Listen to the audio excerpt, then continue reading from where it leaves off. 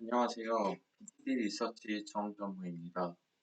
투자에 대한 곧잘 시리즈는 지혜롭고 안전한 투자를 하기 위해서 다양한 책 또는 전문가의 의견을 공부하고 인사이트를 추출하여 공유하는 시간을 가져보려고 합니다. 오늘은 전 세계 투자 기관들이 투자 스승으로 모시고 있는 투자 컨설턴트 헬스 앨리스가 지은 Winning the Loser's Game, 한국어 제목으로서는 나쁜 펀드 매니저와 거래하라의 일부 내용을 함께 공부해 보도록 하겠습니다. 저는 영문 버전으로 교보문고에서 주문해서 읽어보았고, 오른쪽에 한국어로 번역된 책입니다. 오늘 말씀드릴 내용 외에도 굉장히 좋은 내용이 많고 읽기가 쉬우니 한번 꼭 읽어보시기 바랍니다.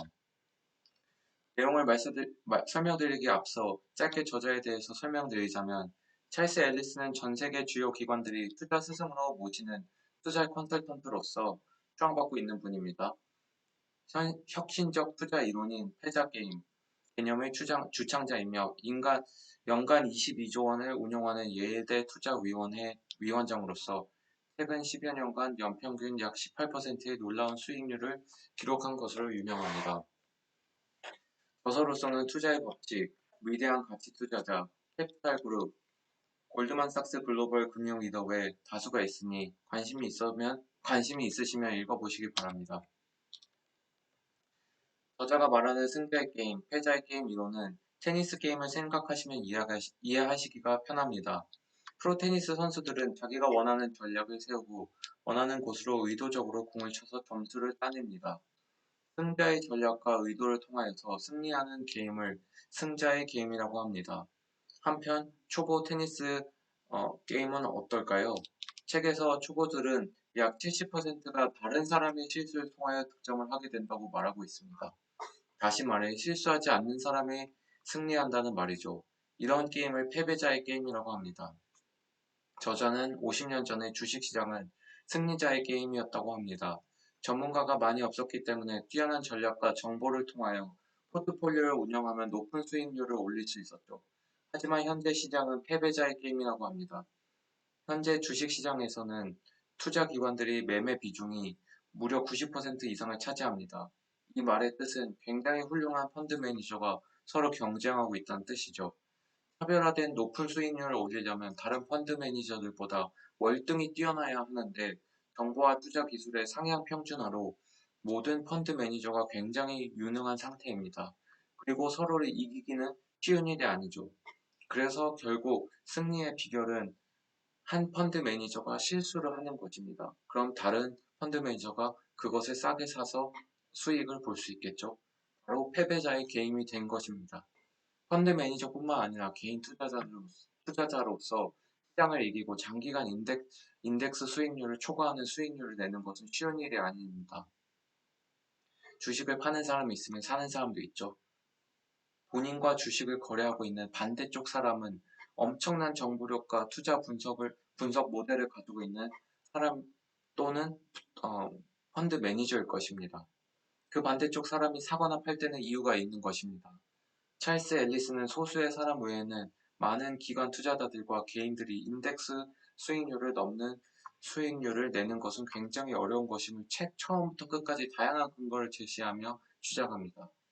이 내용에 관해 궁금하신 분들은 책을 구매하여 보시면 좋겠습니다. 그럼 도대체 개인 투자자는 어떻게 해야 하는가라는 의문이 떠오릅니다. 찰스 앨리스는 다른 종류의 승리자 게임이 있다고 말합니다. 바로 스키입니다. 스키는 자기의 실력과 목적에 맞추어 코스를 고르고 즐길 수 있습니다.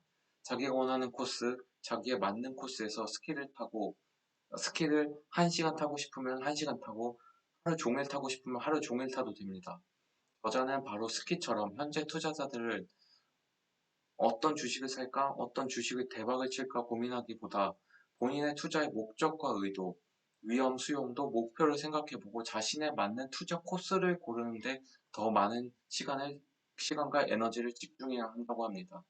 투자자들이 현재 보유하고 있는 자산의 규모, 월급의 규모, 지출이 필요한 필요가 모두 다르므로 투자의 형태 또한 모두 달라지는 것이며 그에 맞는 코스 설정이 필요한 것입니다. 자신의 목표를 정확하게 설정한 다음 인덱스를 통하여 현실적으로 실현 가능한 수익률을 사용하여 투자 계획을 세워야 하겠습니다. 예를 들어 지금 30대인 저의 투자 목표와 60대인 저희 부모님의 투자 목표는 분명히 다를 것이며 투자 기관 또한 위험 수용도 또한 굉장히 다를 것입니다.